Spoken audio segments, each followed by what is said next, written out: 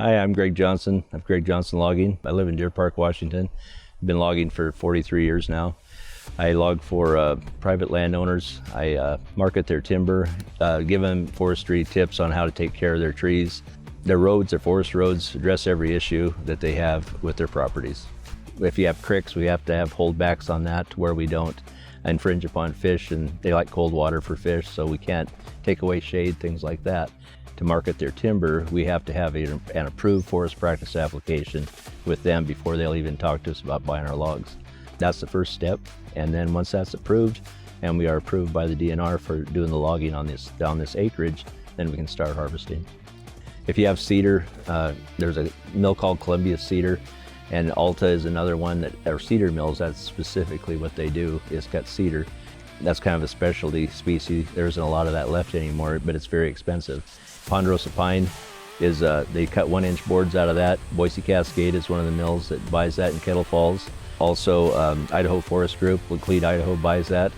And we're currently taking to Bennett Lumber in Princeton, Idaho, selling pine there. I have some subs that I use too, some gentlemen that work with me. This isn't all my equipment, but I do the log loading with Cat log loader that I have, that I own. I load all the trucks and take care of that aspect of the operation. We have a tree saw, a Tiger Cat tree saw, which cuts the trees down. It's called a feller buncher. That's used for falling the timber.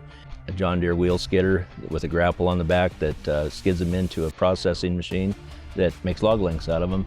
We pick and choose based on ugly tops, dead tops, double tops. We usually clean up all the defective stuff first, and then we'll go through the stand and take mature trees and try to leave a good intermediate tree that is strong, that'll buck the wind, but yet not real spindly, that can blow over after you take all the big ones. So that's what you don't want to do. You want a good even mix of trees. We do things to prevent forest fires.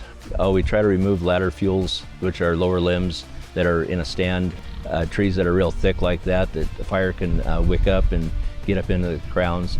Put a space in between them. Sometimes just cut fire breaks around homes, sometimes 20, 30 feet back from a home, so that it's not touching their rain gutters or their eaves, things like that.